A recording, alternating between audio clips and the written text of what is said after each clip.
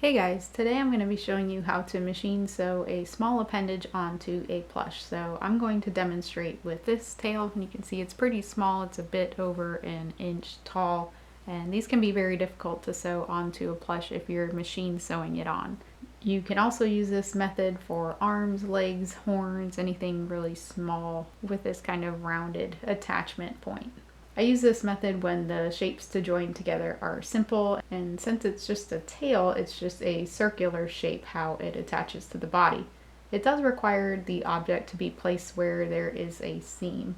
So for example here, there's a seam along the back of my plush and the tail is sticking out of that seam. So you're going to end up modifying the pattern along the seam where the appendage should stick out. And the patterning part is essentially a shortcut to my plush making 201 video of attaching an appendage with machine sewing, but it is a simpler method overall.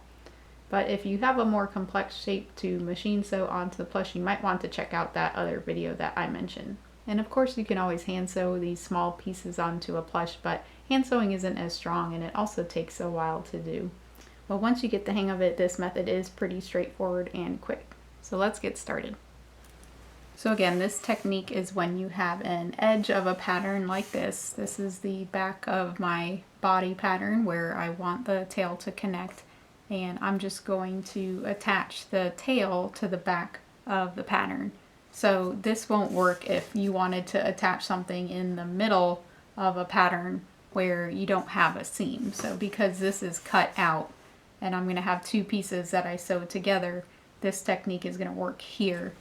This is the top of the tail pattern that I want to sew into my plush, and you can see it's just a rounded shape here at the front, and this is the part that's going to attach to the back of the plush, which looks like this. I've added a little circular cutout into the pattern where I want the tail to be, and the length of this cutout is approximately equal to the length of the top of the tail. So if I measure out this tail here, it is about equal to 2 inches right there. And if I measure the length of this circle, it is also just about 2 inches. So you would simply just mark on your pattern where you want the tail to land and then draw your circular shape into the pattern and measure the length that it is. And this might take some trial and error. You could take your measuring tape like this, and my length was 2 inches, so you can just hold it at the end and then kind of curve it like that and trace on the inside and then clean it up when you're done. So now I have my pattern cut out and I can attach one side of the tail to one side of the body, and then I will do that to the other side, and then you can sew the two body parts together. So you want to make sure that the tail is facing the correct way. So this is correct for me. And you're just going to place it with right sides together. And I like to start by pinning one edge of the tail to the edge of the body where you cut out that circle. And then pinning the other edge as well. And then you can kind of pull on the tail, which is the straighter edge, and then see the curve behind it, and then just pull it up and kind of eyeball where the middle of the fabric lands. You can add tick marks to your pattern, but with a small length like this, I just find it easier to kind of do that stretch method, and then you can just pin in between the 3 pins from there.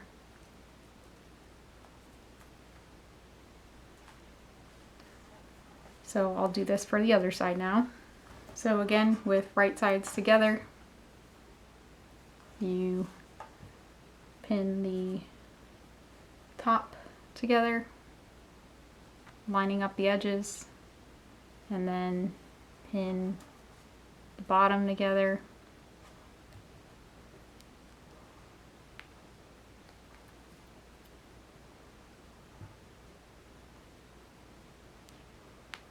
And then pull on the edges and kind of slide up the other piece to meet in the middle, and then pin between both sets of pins. And try your best to get this fabric back here to not be folded. It's going to be tough since you're pinning opposing curves, but you can get it to match with some work and to not be folded. But more pins is your answer here, really. Okay, so now we can sew this on.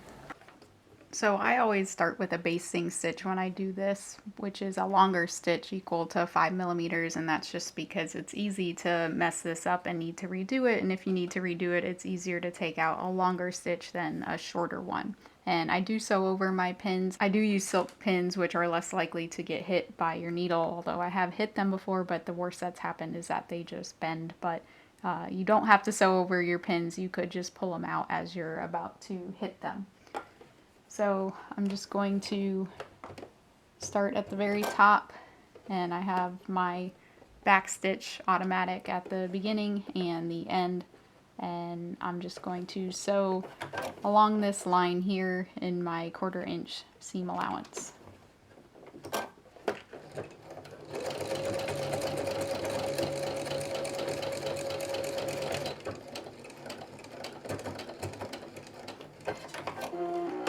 Okay, so check out how it looks. So there's a couple areas here where the fabric has gotten folded and it's gotten sewn over, so it creates these little puckers in the fabric.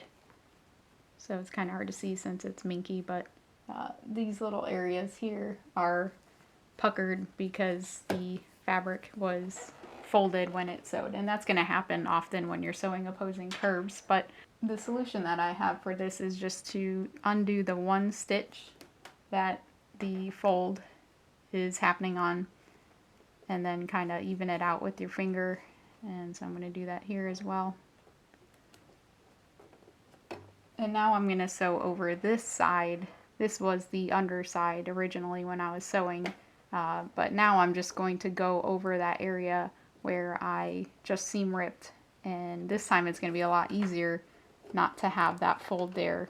Because you've done the majority of the sewing, you can tuck away the extra fabric in the other areas, so you can just go back over those few spots where it got folded.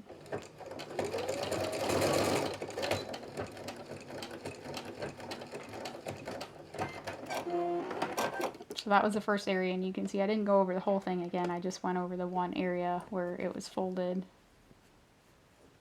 And then at the front here it was folded as well.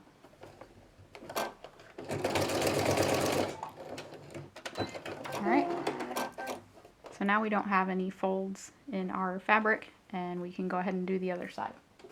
So again, just doing a basting stitch.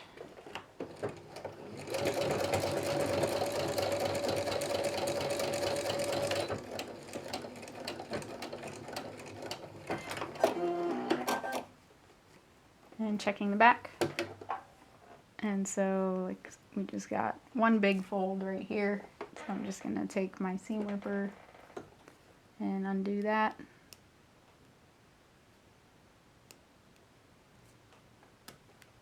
And smooth it out. If you find that ripping just one stitch isn't going to work, then you can do more than one, but generally I find it's just one stitch, especially with starting with the basting stitch. So then I'm just going to go over this area again. I'm going to stitch on this side with the top side.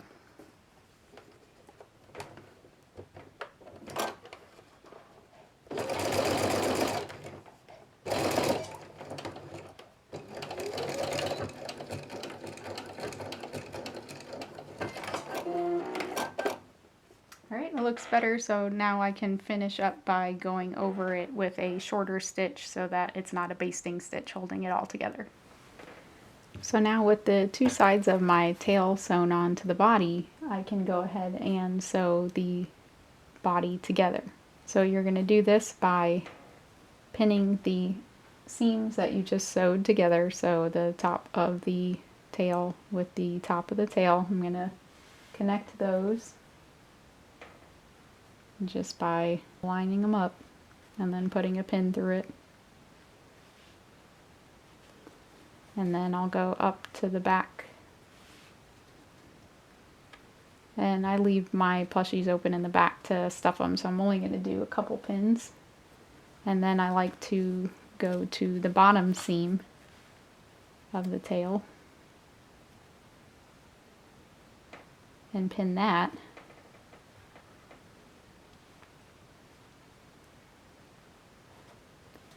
And then you can pin the tail together. So this is a very long tail, so I won't go through all that, but you would pin it together just as if you were sewing it separately. So then when I sew this, I'm going to sew from this top pin down, and then when I meet where my seam should be for my tail, I'm going to pivot my needle and sew all the way down the tail, and then come back up the tail and do the same thing here, where I'm going to go in to where the tail meets the body, pivot it at my seam allowance, and then sew down the butt, and then the tail will be attached. I'm going to put my foot over the first pin and start sewing.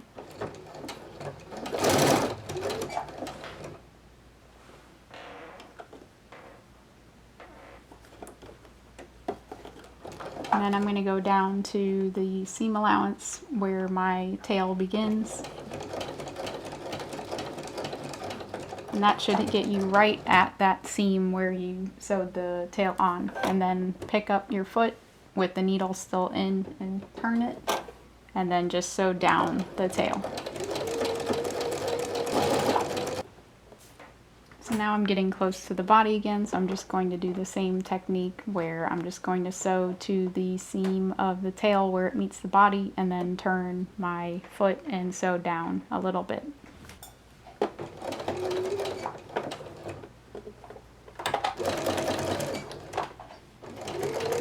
So now I'm at the seam, I'm just going to turn and now sew down to the butt just a little bit because it's mostly already sewn in that area. Alright, and that's it. So the last thing you can do is to clean up the seam, because you'll get a decent amount of bulk here from the seam allowance of your pieces, where you just want to clip into your seam allowance to help the turning of the tail be a little bit cleaner. So you just take a sharp pair of scissors and just trim off some of your seam allowance, but leave a little bit. You'll want to leave something like 1/8 of an inch. Don't want to trim too close, otherwise your seams can pop.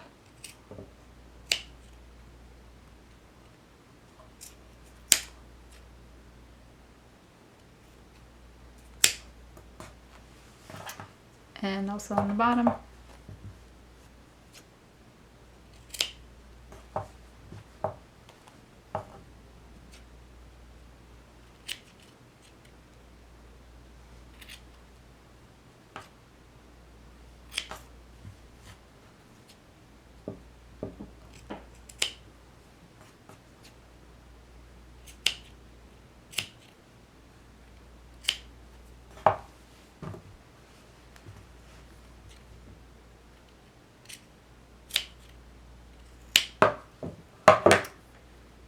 So now we can turn this right side out.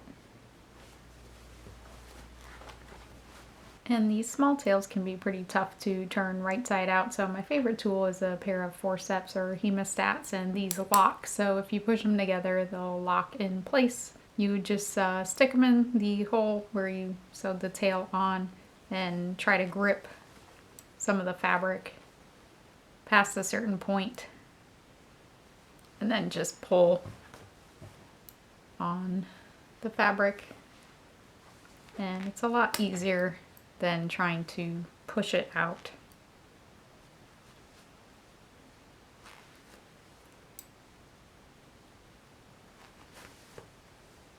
All right, and there we have it. We can go ahead and get it stuffed, and then we're all done.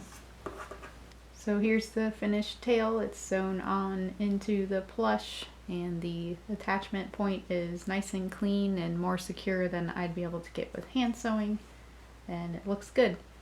So I greatly prefer this method of attaching small appendages over hand sewing it on, because I just don't care for hand sewing in general, and it's nice and easy once you get the hang of how to pattern this attachment point. So thanks for watching and see you next time.